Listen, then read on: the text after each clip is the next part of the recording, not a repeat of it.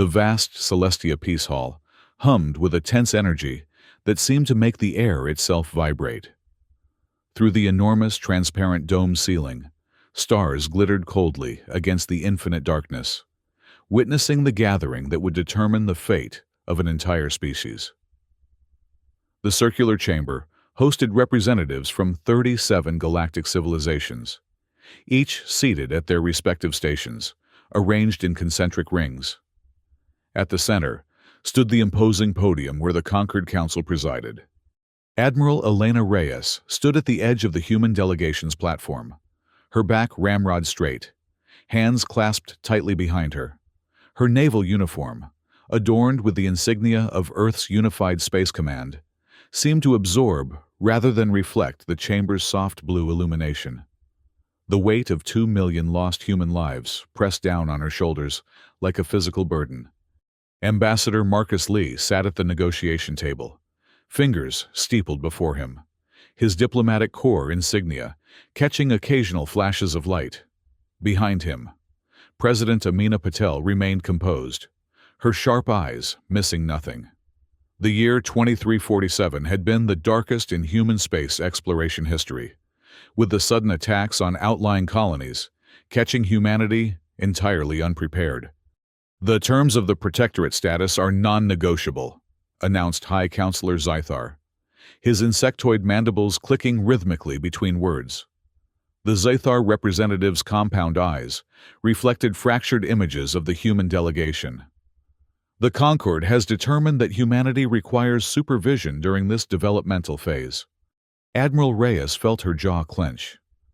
3 months of negotiations, and they were still being treated like children who had wandered into adult affairs. The projection, hovering above the central table, displayed the so-called Protectorate Agreement in multiple languages. Even from where she stood, Reyes could see the offensive clauses: human technological development to be overseen by Concord supervisors, space travel restricted to pre-approved corridors, weapons research prohibited entirely. Ambassador Lee's voice remained steady as he addressed the council. "With respect, the proposed restrictions would effectively end human sovereignty. We came seeking peace, not subjugation." "Peace requires sacrifice," rumbled the reptilian Vrox delegate, his scaled hide shifting colors from green to a dismissive blue. "The 2 million casualties in the recent misunderstanding are regrettable. But consider this the price of your species' entry into galactic civilization." President Patel, who had remained silent throughout most of the proceedings, leaned forward. "A misunderstanding?" Her voice was soft but carried throughout the chamber with perfect clarity. "You call unprovoked attacks on civilian settlements a misunderstanding?" "The colonies encroached on territories claimed by the Zinraxian Confederacy," countered Counselor Zythar. The response, while perhaps excessive, followed established Concord protocols for territorial disputes. Admiral Reyes took an involuntary step forward before catching herself. The territorial dispute had resulted in the complete destruction of New Madison Colony and the partial evacuation of Proxima Centauri settlement. Men, women, and children vaporized because some distant species had made an unannounced claim to that sector centuries ago. As the delegation retired to their private chambers for consultation, Reyes paced the perimeter of the room, unable to contain her frustration. "They want us to sign away our autonomy and thank them for the privilege." Ambassador Lee removed his ceremonial collar, placing it carefully on the polished table. "We need peace, Elena. Our military assessment shows we cannot win a prolonged conflict against the combined Concord forces. So we simply surrender?" Reyes stopped pacing, facing Lee directly. "Accept these terms and return home to tell our people that from now on, aliens will decide our destiny?" President Patel, who had been silently reviewing documents on her personal terminal, looked up. "There is a third option." Both Reyes and Lee turned toward her. "It's called the fog strategy," Patel said, her voice barely above a whisper, despite the room being secure from surveillance. developed by Strategic Command as a contingency. We neither accept nor explicitly reject. We withdraw. Walk away from peace talks? Lee's diplomatic training couldn't hide his shock. The conquered would interpret that as defiance. Precisely. President Patel's eyes gleamed with determination. We withdraw, citing the need for further internal consultation. Then, we activate Phase 2. Admiral Reyes felt a chill run down her spine. Ghost Fleet. Patel nodded. Humanity needs to demonstrate that we are not merely supplicants at the galactic table. Sometimes, Admiral, retreat is the most powerful advance. When the human delegation returned to the Celestia Hall the following day, the atmosphere had changed. Where before they had been deferential, now they moved with quiet purpose.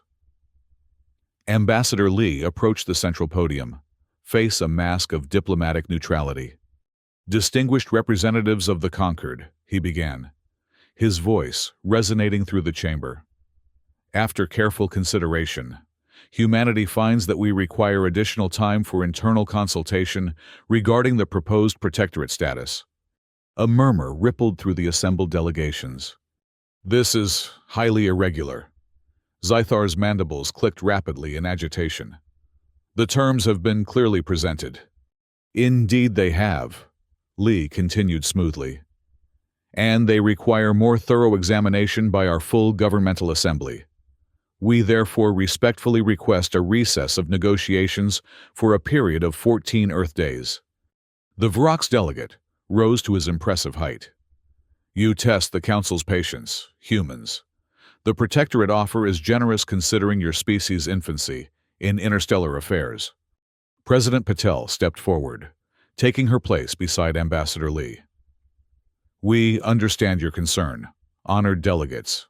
However, given the significance of these terms for our species' future, our planetary assembly requires direct consultation. Surely the conquered, with its thousands of years of diplomatic wisdom, understands the importance of thorough deliberation.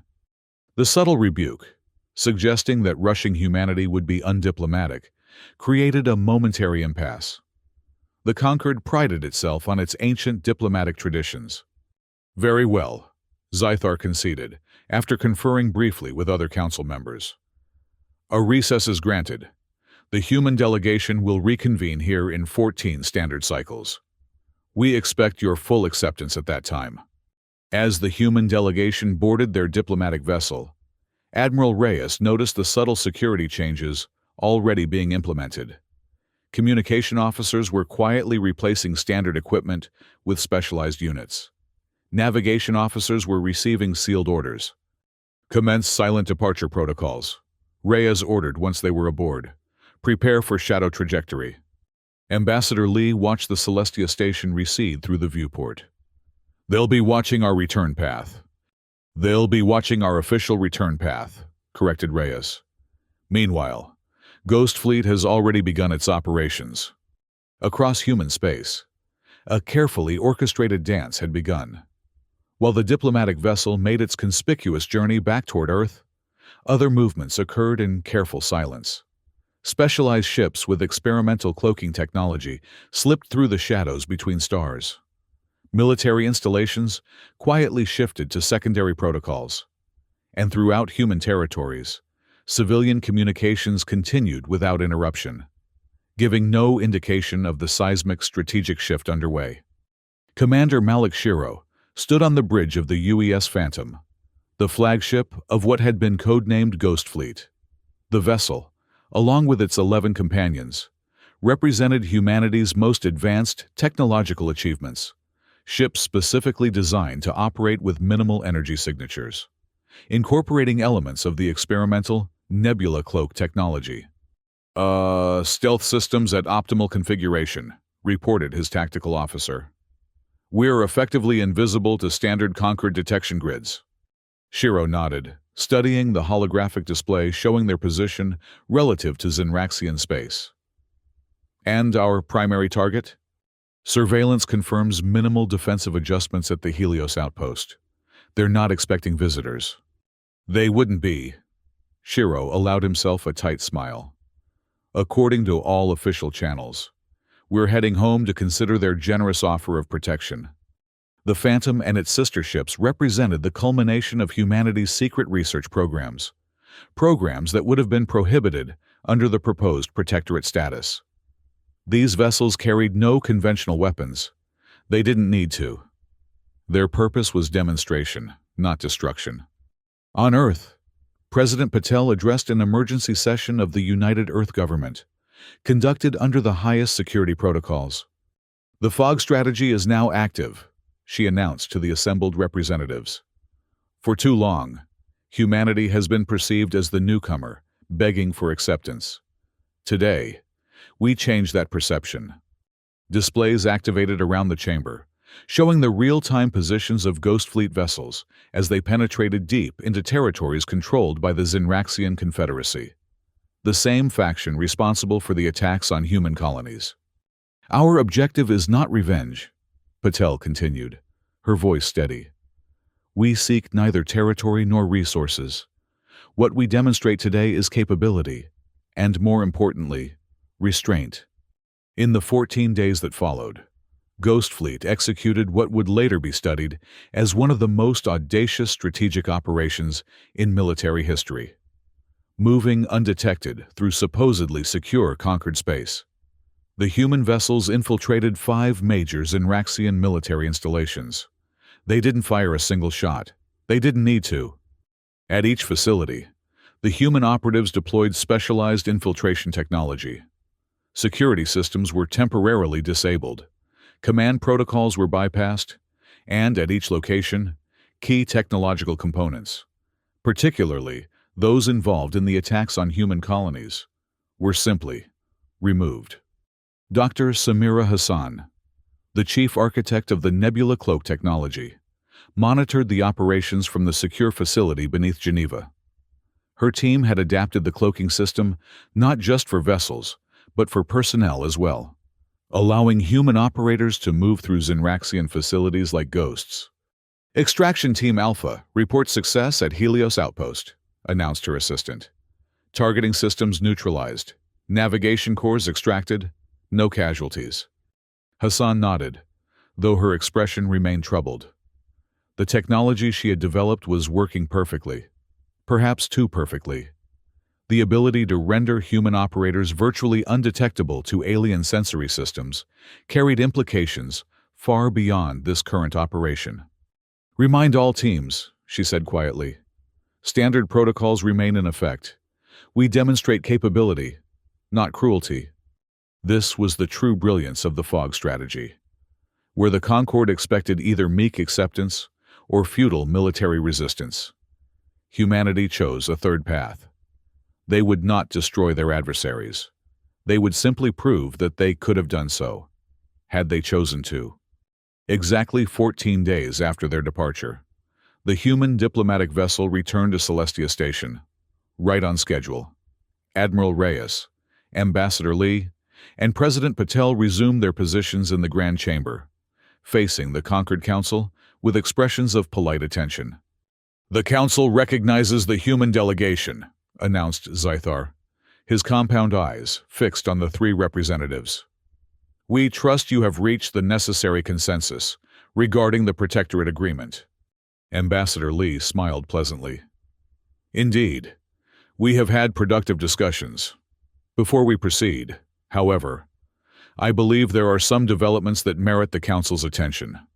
At that moment, throughout the Celestia Station, communication systems activated simultaneously. On every display, in every chamber, the same message appeared, a simple text in the standardized Concord language, followed by images from inside Zinraxian military installations now standing conspicuously empty of key components. We have returned. The chamber erupted in chaos. The Zinraxian representatives leaped to their feet, mandibles flaring in alarm. Other delegations turned to one another in confusion and growing concern. What is the meaning of this? Demanded Councillor Zythar, his normally modulated voice rising sharply. Admiral Reyes stepped forward. A demonstration, Councillor. In the time allotted for our consultation, we took the liberty of consulting directly with the Zenraxian military infrastructure. Impossible! The Zenraxian delegate's translator struggled to keep up with his agitated clicks and whistles. Our facilities are impenetrable. Evidently not, President Patel observed calmly. Rest assured, we have caused no permanent damage. The removed components are being returned via automated transports, scheduled to arrive within 48 hours. The strategic calculus of the entire negotiation had been upended in an instant. What the Concord had dismissed as a primitive species worthy only of protection had just demonstrated technological capabilities that had bypassed the supposedly superior defenses of an established galactic power. This is an act of war. The Vrox delegate's scales had shifted to a bright red of alarm. No, Ambassador Lee corrected firmly. This is an act of peace. Note that despite having complete access to Zenraxian military systems, the same systems used to destroy our colonies, we chose restraint. No lives were taken. No permanent damage inflicted. We simply made our presence known. The following hours witnessed a diplomatic scramble unprecedented in Concord history. Emergency sessions were called. Secure communications flew between delegations. Military alerts cascaded through member systems. But most significantly, the narrative had changed. The proposed protectorate agreement was quietly withdrawn from consideration.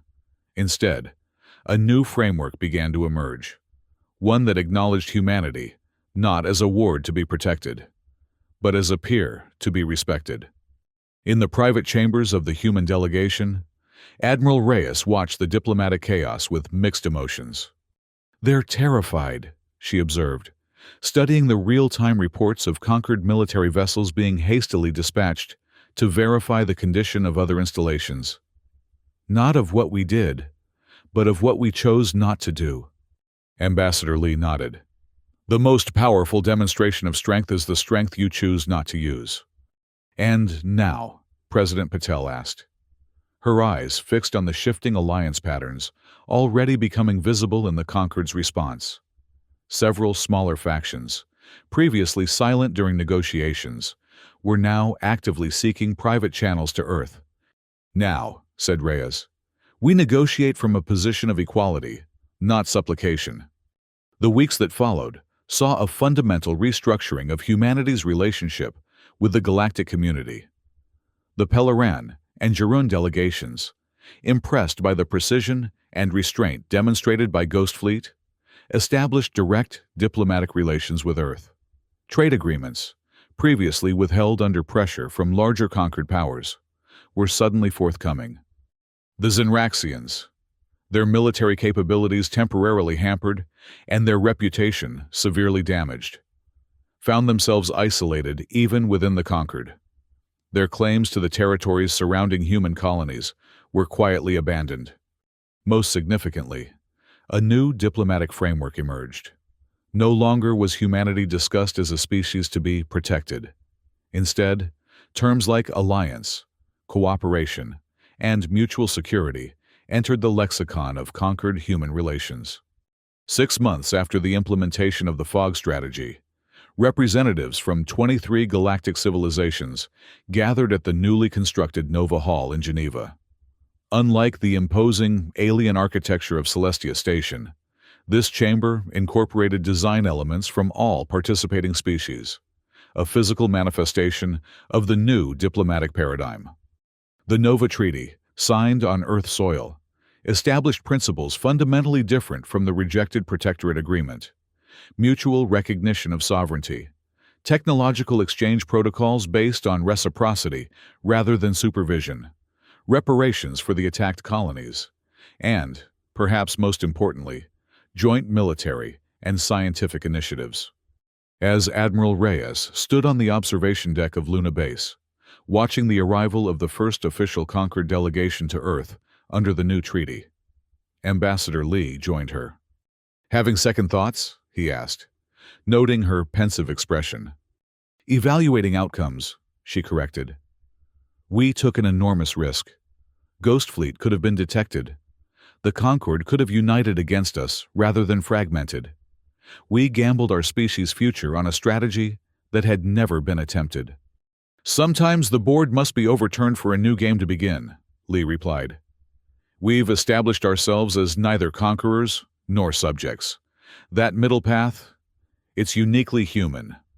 Below them, the sleek vessels of the Concord diplomatic fleet settled onto the lunar surface, their designs alien, yet somehow less threatening than they had appeared just months earlier. The galaxy had learned an important lesson about humanity, a lesson that would shape interstellar relations for generations to come. Humans wouldn't beg for a place at the galactic table. They wouldn't conquer it either. They would simply demonstrate, with quiet capability, that they belong there as equals, and if temporarily walking away from the table was necessary to make that point. Well, that was a strategy the galaxy wouldn't soon forget. The door to the observation deck slid open, admitting President Patel. The Concord ambassadors are ready for the formal reception. They've brought their scientific delegation as well, apparently very eager to discuss the theoretical principles behind our transportation technology. Reyes smiled. They still think Ghost Fleet used some kind of advanced teleportation system.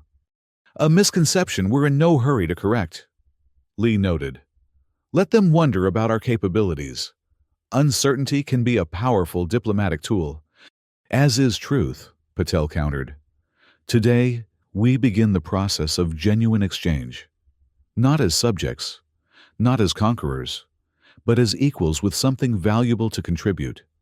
As the three leaders prepared to welcome Earth's first truly equal interstellar partners, Reyes took a final moment to gaze at the stars, visible through the observation port. Those same cold, distant lights that had witnessed humanity's near subjugation now bore witness to something different. A species that had found its place in the cosmos, not through domination or submission, but through the quiet strength of standing firm on principle. The fog strategy had been a gamble, but its success had forever changed humanity's cosmic trajectory. They had walked away from an unacceptable peace, and in doing so, created the possibility for a better one. Admiral, Lee's voice broke through her contemplation. It's time. Reyes nodded, turning away from the stars. Yes, she agreed. It is. The galaxy had learned a valuable lesson. Humanity was not to be underestimated. Not in their technology, not in their strategy, and most certainly not in their resolve.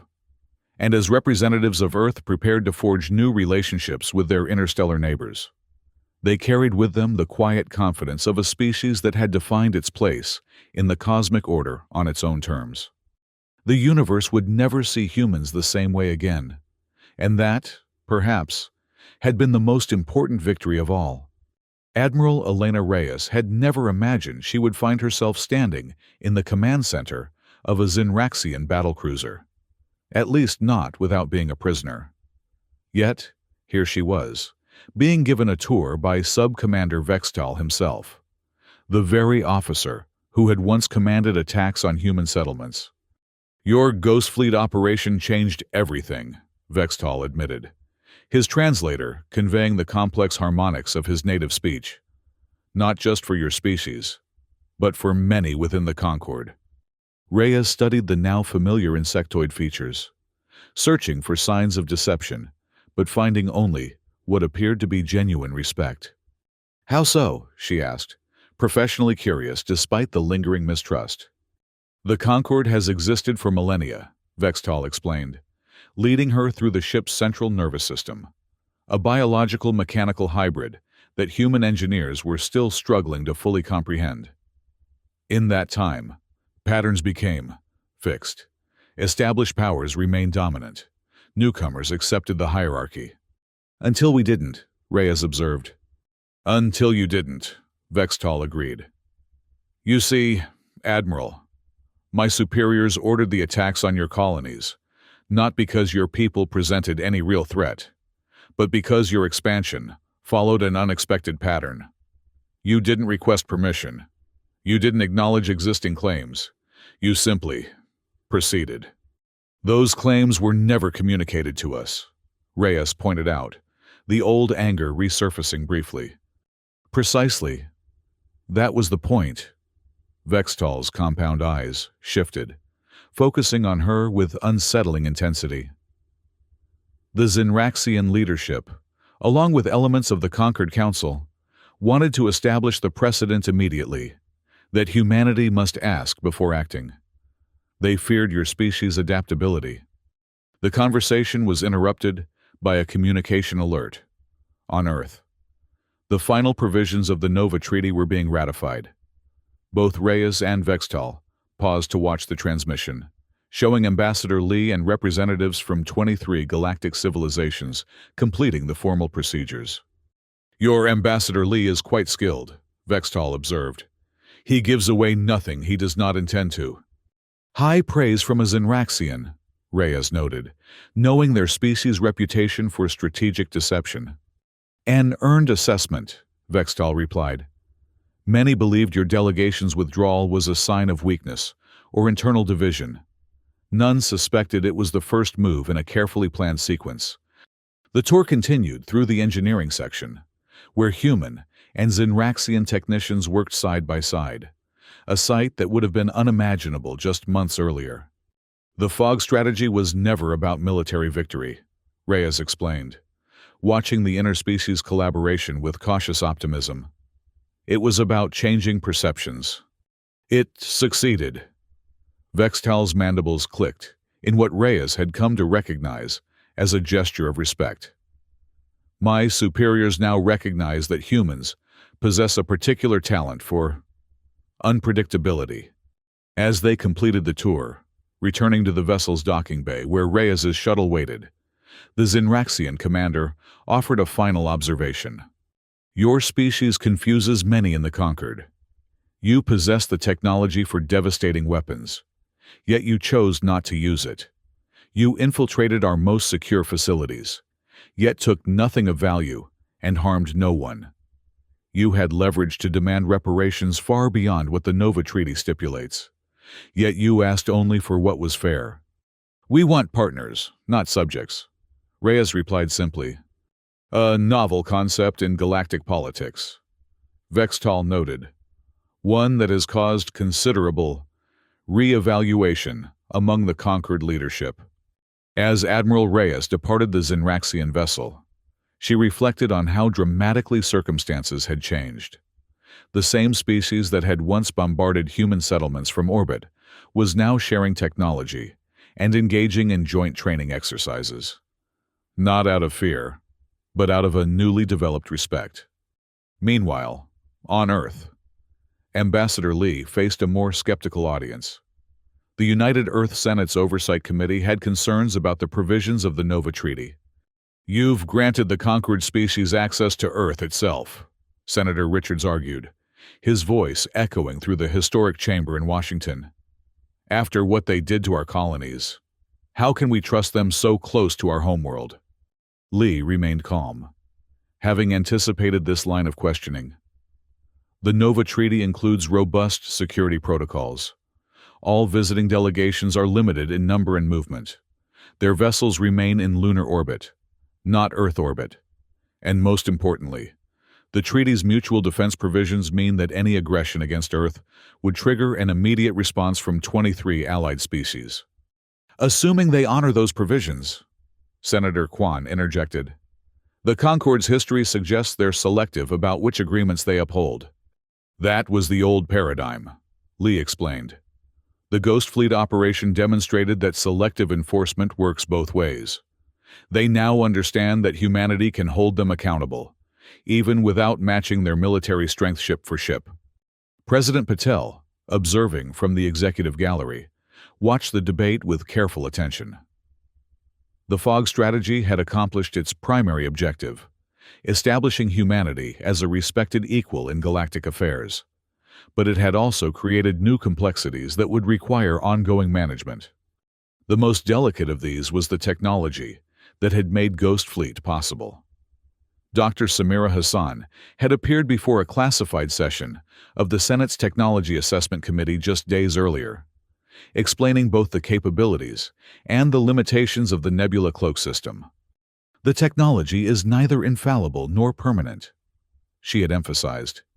It creates a temporary sensory blindness specific to known Concorde detection systems. As those systems evolve, so too must our countermeasures.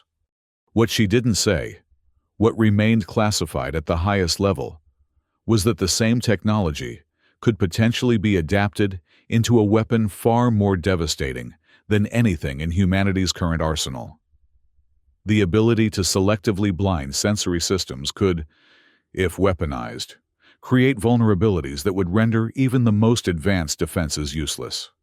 This was the balance that the Nova Treaty sought to maintain. Technological exchange that benefited all parties while carefully managing the most sensitive innovations. Human representatives now sat on the Concorde's Scientific Oversight Committee.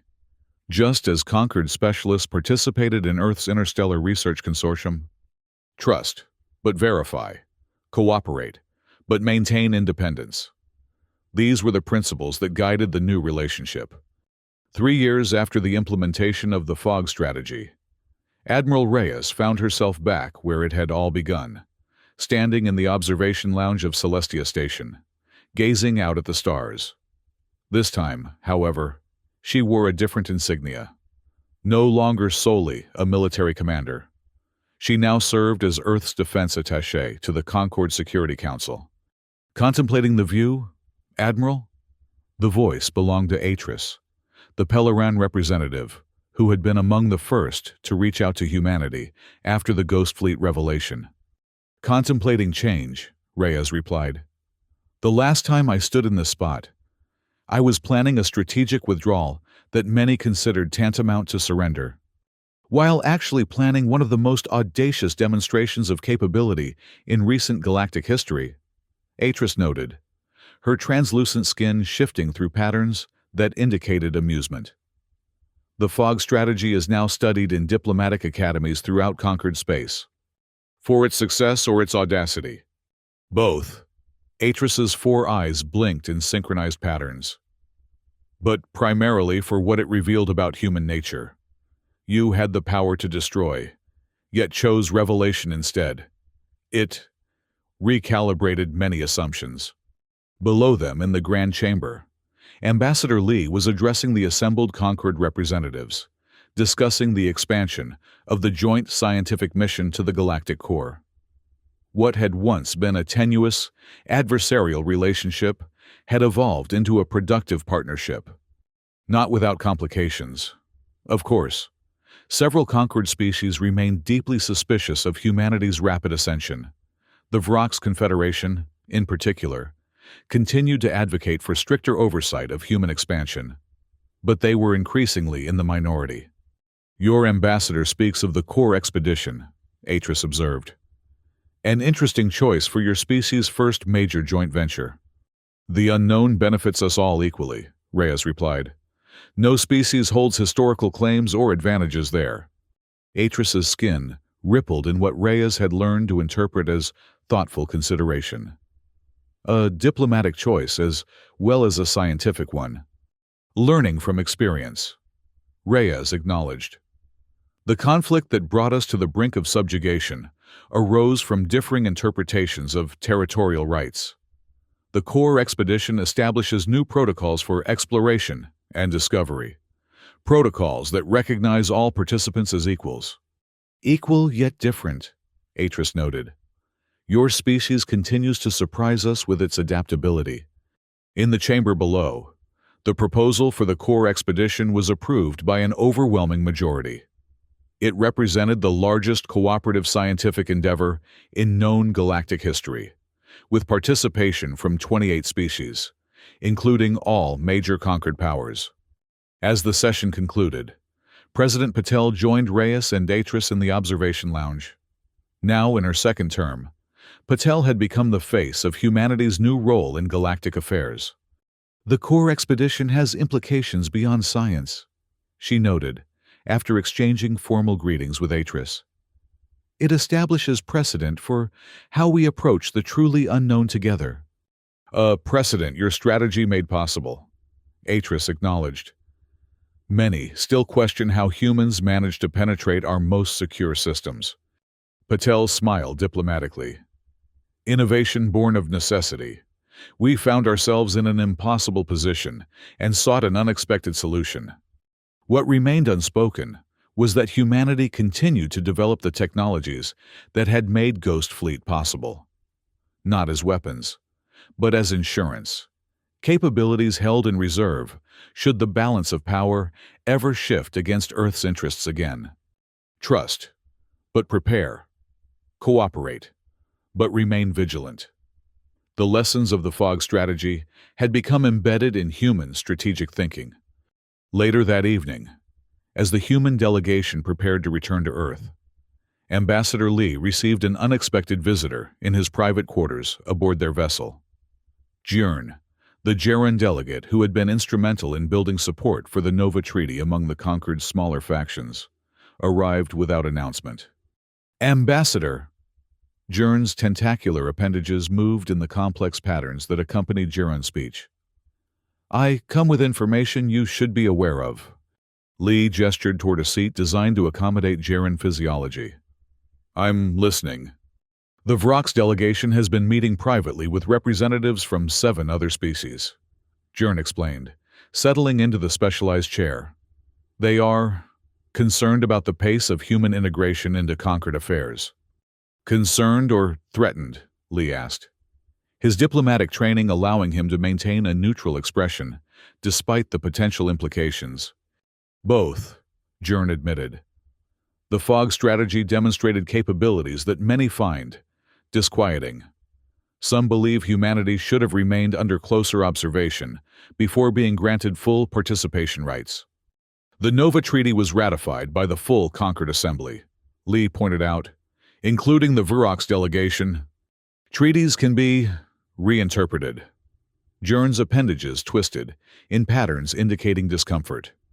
My people have experienced this in our own history with the conquered. Are you suggesting the Vrox are planning to challenge the treaty? Not directly. Jern's visual receptors pulsed with what Lee had learned to recognize as emphasis. They seek to establish new security protocols that would disproportionately affect human vessels and facilities, ostensibly for mutual protection, but practically creating the oversight they failed to achieve through the Protectorate proposal. Lee considered this information carefully. The Jaren had proven to be reliable allies, one of the few conquered species that seemed to genuinely value humanity's perspective rather than merely tolerating it. Thank you for bringing this to my attention, he said finally. May I ask why you've chosen to share this information? Jern's appendages stilled momentarily, a gesture of absolute seriousness in Jaren communication. Because my people remember what it means to be new to the conquered.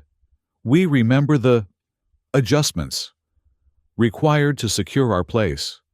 Humanity demonstrated a different path, one of dignity without aggression. We wish to see that path succeed. After Jern departed, Lee immediately contacted President Patel and Admiral Reyes.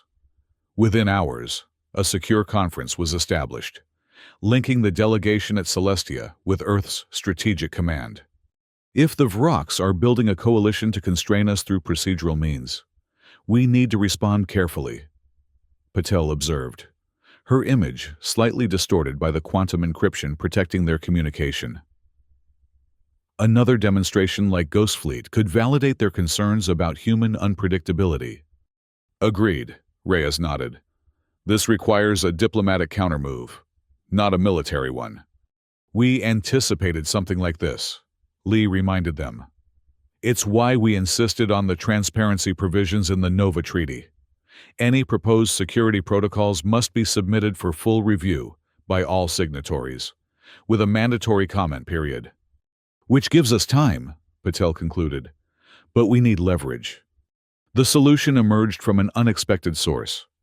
Dr. Samira Hassan, monitoring the conference from her laboratory in Geneva, requested permission to speak. The core expedition, she said simply. That's our leverage. All eyes turned to her. The Vrox and their allies need human participation in the expedition, Hassan explained. Our adaptive computational systems are essential for processing the quantum anomalies at the galactic core. Without them, the expedition's primary objectives become unattainable. You're suggesting we threaten to withdraw from the expedition? Patel asked, clearly concerned about the diplomatic implications. Not threaten, Hassan clarified. Propose enhancements. The same technologies the Vrox find concerning, our adaptive systems, our nebula cloak derivatives, can be framed as essential safety measures for operating in the uncharted conditions of the core, turning their security concerns into scientific necessities. Lee nodded slowly, seeing the elegant solution. We don't oppose new protocols. We propose to enhance them with our unique capabilities. Exactly. Hassan's expression was one of quiet confidence. Let them explain why they consider human technologies too dangerous for regular Concord space, but essential for the most significant scientific expedition in galactic history. The strategy proved masterful.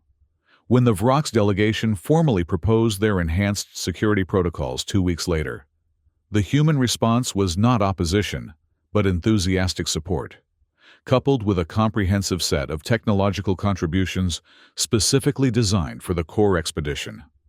To oppose these contributions would require the Vrox to publicly admit their security concerns, which would in turn raise questions about why such dangerous technologies were deemed acceptable for the expedition. The diplomatic trap was subtle but effective. In the end, a compromise emerged. The new security protocols were implemented, but with modifications that recognized the unique contributions of all participating species, including humanity. More importantly, the transparent process reinforced the fundamental principle of the Nova Treaty: equal participation, equal responsibility. 5 years after humanity's dramatic walkout from the initial peace negotiations, a ceremony was held at Nova Hall in Geneva to commemorate the launch of the core expedition. Representatives from all 28 participating species gathered to witness the departure of the Joint Scientific Fleet, the largest assembly of diverse vessels ever to undertake a single mission. Admiral Reyes, now serving as Earth Security Coordinator for Interstellar Operations, stood beside Ambassador Lee as President Patel delivered the formal address. Today marks not just the beginning of an unprecedented scientific journey, Patel told the assembled dignitaries, but the continuation of a more important one: our journey together as a community of diverse civilizations, united by curiosity, respect, and mutual benefit. As the enormous view screens showed the expedition fleet entering the specialized jump corridors that would accelerate their journey to the galactic core, Reyes leaned slightly toward Lee. Did you ever imagine, when we walked out of Celestia, that we'd end up here? She asked quietly. Lee's expression remained diplomatically neutral, but his eyes reflected satisfaction. Not specifically this outcome. No. But I knew we needed to change the terms of engagement. The fog strategy gave us that opportunity. And now, Reyes gestured toward the screens, where human vessels flew alongside those of species that had once considered them barely worthy of notice. Now we continue proving that respect must be earned, but sovereignty is inherent, Lee replied. The greatest victory of the fog strategy wasn't technological or military. It was philosophical. We changed how the Conquered thinks about integration and membership. As the ceremony concluded, and the various delegations prepared for the reception that would follow, President Patel joined her 2 closest advisors. The Vrox ambassador actually congratulated me on the expedition launch, she noted, with carefully concealed amusement. Quite a change from his earlier position. Adaptation is the essence of diplomacy, Lee observed. Even the most entrenched positions can evolve when the underlying realities change. And we change those realities, Reyes added, watching as human officers mingled comfortably with representatives of dozens of alien species. Not through force, but through demonstration. "The most effective force is the one you never have to use," Patel quoted, recognizing the phrase from their original discussions of the fog strategy. By showing what we could do without actually doing it, we created space for a different kind of relationship. As the three leaders moved to join the reception, they passed a display showing real-time telemetry from the expedition fleet. Human and alien technologies, now fully integrated, working in harmony toward a common goal. It was, perhaps, the most fitting monument to the strategy that had made it all possible. A strategy born, not of aggression or submission, but of the quiet confidence to simply walk away from an unacceptable table. The galaxy had indeed regretted underestimating humanity. But from that regret had emerged something far more valuable: respect. Not the cautious tolerance of a potential threat, nor the condescending oversight of a protected species, but the genuine regard of equals engaged in a shared cosmic journey. In diplomatic archives throughout conquered space, the human withdrawal from peace negotiations would forever be marked as a pivotal moment in galactic history, the day when an emerging species chose dignity over desperation, and in doing so, changed the very nature of interstellar relations. The fog strategy had succeeded beyond its architect's most optimistic projections. Humanity had found its place among the stars, not by conquest or capitulation, but by the simple, powerful act of standing firm on principle, and being prepared to back that principle with action if necessary. As Admiral Elena Reyes gazed out at the assembled representatives of dozens of alien civilizations, she allowed herself a moment of pride. The path had been uncertain, the risks enormous, but the outcome vindicated every difficult choice. Humanity stood as equals among the stars, their sovereignty intact, their future secure. The galaxy had learned an important lesson, and humanity had found its rightful place in the cosmic order, not as subjects, not as conquerors, but as partners in the grand adventure of exploration and discovery that united all sentient beings across the vast expanse of space. It had all begun with the courage to walk away from an unacceptable peace, and in doing so, humanity had found a better one, a peace built on respect rather than submission, on cooperation rather than control. The stars, once seemingly indifferent to human aspirations, now witnessed a new chapter in the species' cosmic journey. A journey that had taken an unexpected turn when humanity chose to disappear into the fog, only to re-emerge as a force that could no longer be dismissed or diminished. The galaxy had instantly regretted underestimating humans, and humanity had ensured it would never happen again.